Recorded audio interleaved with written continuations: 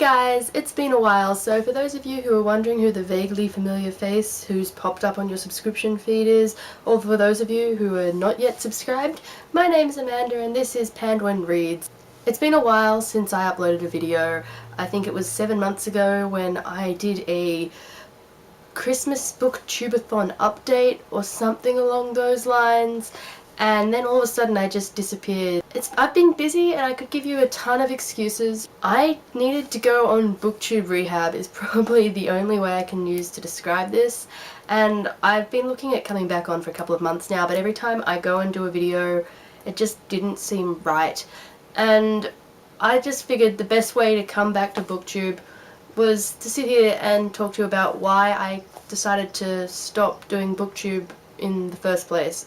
Last year I set out with a goal to read 300 books, which is kind of ridiculous, and the worst bit was, for most of the year I was pretty much on track, if not running ahead of my goal. I remember I'd read basically a book a day for the first 2 or 3 months of the year, and I was enjoying it back then, but then uni started up and I started to fall behind in my reading, and I was reading books and not even really enjoying them anymore. I was reading them to get that number up.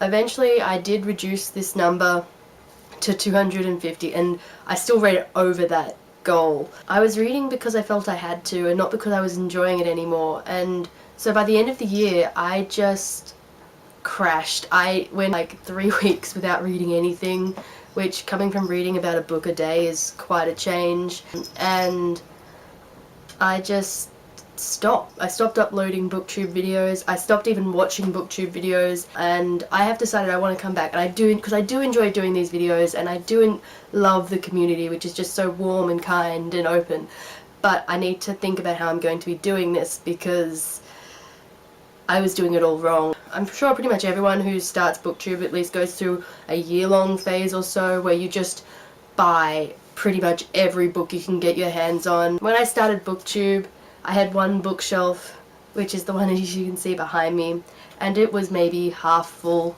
Since then I now have filled this bookshelf and now I'm double stacking. I've got 5 other bookshelves on the other side of the room. I've not only got tons of books on my shelf that I haven't read, I've got tons of books on my shelf that I probably won't read or have read and absolutely just hated. I was having book hauls of 30 plus books in a month, which is ridiculous, and because I was buying so many books I felt the need to read even more, which put even more pressure on me to read more books than I probably should have been doing for my own sanity. I found whenever I watched a Booktube video I'd either say I have absolutely zero interest in this book or I have to buy that book now.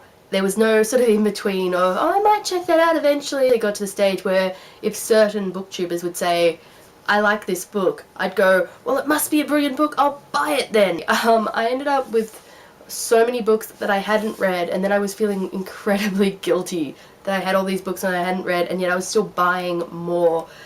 I then decided that I needed to calm down and go on a book buying ban, which I told you about back in October of last year, and I was still finding myself breaking this ban way more than I would have liked. So I decided to really cut back. I stopped watching Booktube videos entirely, and I think that was probably for the best, but now I've come back and I'm watching videos again, I'm loving it, and I'm really excited to get back into this community. The other thing, along with how many books I was reading, I jumped into Booktube and took on more than I probably should have. I was trying to get 3 or 4 videos a week out and it wasn't working, and then I felt guilty about not getting the videos out on time. I was struggling to keep up with what all the big booktubers were reading, whether I wanted to read it or not, plus what I wanted to read, plus the books that just everyone seems to have read before I got into this community in the first place. And so I was from the get-go behind, and that was the problem. I was looking at it as I had to keep up with everybody else, which I didn't, because one of the things that I realised is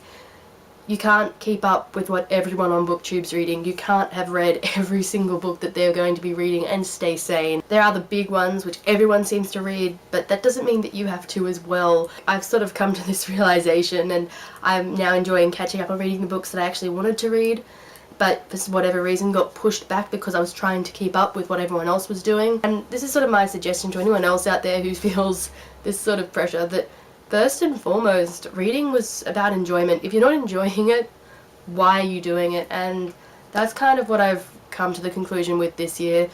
This year I've made my Goodreads goal all of 100 books, and I'm just reading at my own pace and I'm enjoying the books that I'm reading. Anyway, that's all from me today, guys. I know it's probably a bit deep and depressing today, but I promise to be back with some more exciting, normal booktubey type stuff, and I'll see you next time. Bye!